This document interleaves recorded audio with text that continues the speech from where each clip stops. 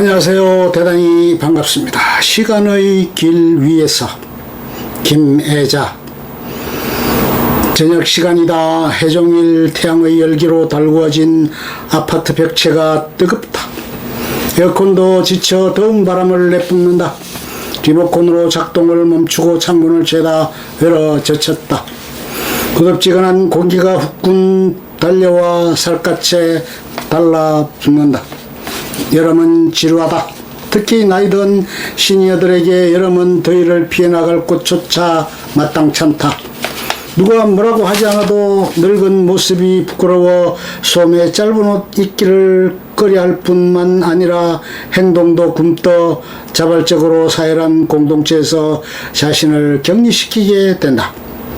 격리된 공간에 고여있는 침묵과 공백이 여름철엔 버겁고 권태롭다. 며칠 전이다. 통장을 다시 만들기 위해 농협에 들렀다. 새로 만든 통장을 내주며 담당 직원이 암보험을 들라고 권했다. 20년 전에 들었던 보험이 만기가 되어 지금 가입하지 않으면 5개월 후엔 암보험도 들 수 없다며 은근슬쩍 바람을 넣는다. 농협에서 만 78세가 넘으면 암보험은 물론 건강에 관한 어떤 보험도 가입할 수가 없다. 나는 직원에게 미안하지만 암이 발생하면 치료를 받지 않을 준비가 되어 있다고 밝혔다. 몇 해 전 남편과 암이 발생하면 그냥 순순히 받아들이기로 뜻을 맞추었고 사전 의료 지향서도 받아 놓았다. 또 죽은 후엔 부의금을 받지 않도록 장례비로 깔쭉 없이 준비해 두었다. 생명을 가진 유기체들은 가능한 하루라도 더 살기를 원한다. 이건 생존 본능이다.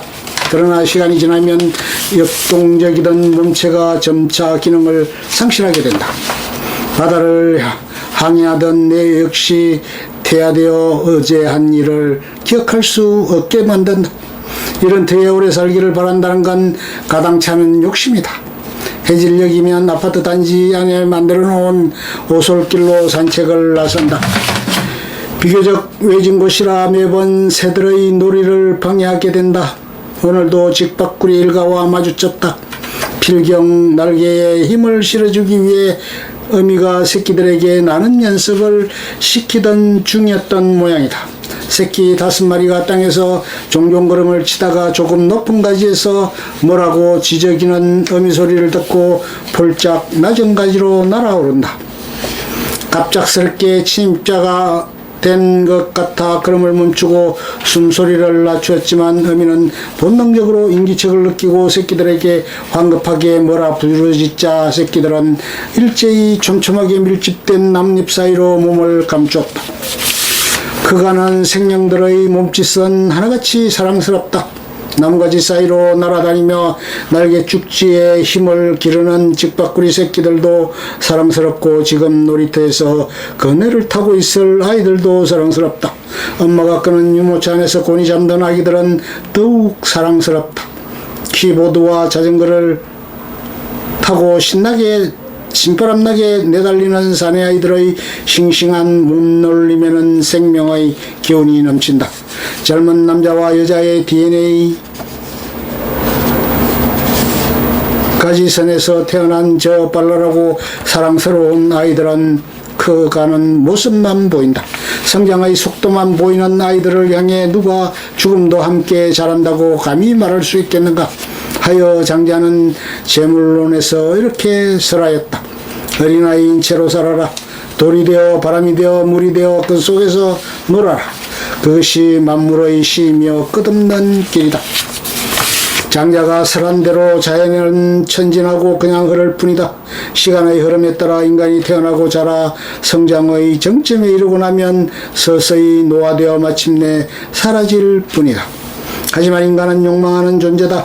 욕망하는 것을 성취하기 위해 인간은 시시포스의 바위덩어리를 기꺼이 끌어안는다. 그렇지 않고 천진한 아이인 채로 살아간다면 그건 직무유기다. 가정을 이끌어야 할 책임 있고 사회의 일원으로 감당할 의무를 저버리기 때문이다. 장자가 제물론에서 말한 대로 어린이 나이인 채로 돌이 되고 바람이 되고 물이 되어 놀려면 적어도 아흔보험에 들 수 없는 내 나이 정도에 이르러야 가능하다. 그러나 유감스럽게도 아흔보험을 들 수 없는 나이에 이르렀어도 감성은 이런 현실에 적응하지 못하고 겉돈다. 생태적으로 세포가 노쇠하여 이방적으로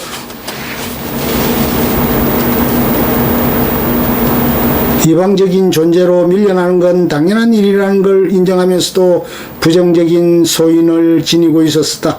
적당히 세상만 쌓아 끌으려니 덮어놓고 바람처럼 설렁설렁 놀다 놀이 삼다 죽자고 이성이 타이르지만 감성은 언제부턴가 이성의 말을 듣지 않는 고집불통이 되어버렸다. 15층 꼭대기에 자리 잡은 34평의 공간에서 굴곡 없이 가지런한 일상은 지극히 평화로운 편에 속한다. 그럼에도 감성은 외롭고 섭섭한 게 많다. 입맛이 없어 식사를 제대로 못할 땐 구미를 당길 음식을 챙겨줄 사람이 없다고 구시렁거린다.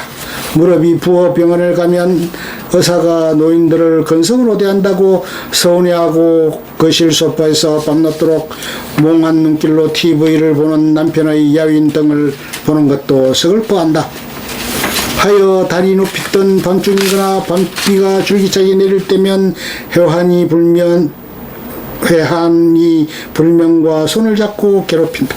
아득한 어둠 속에서 잠들지 못하고 뒤척이다 몸을 웅크리고 모로 누워 베갯깃을 적시는 흐느낌을 세상은 모른다. 한 인간의 슬픔을 모르는 세상은 가닿을 수 없는 멀고도 아득한 섬이다.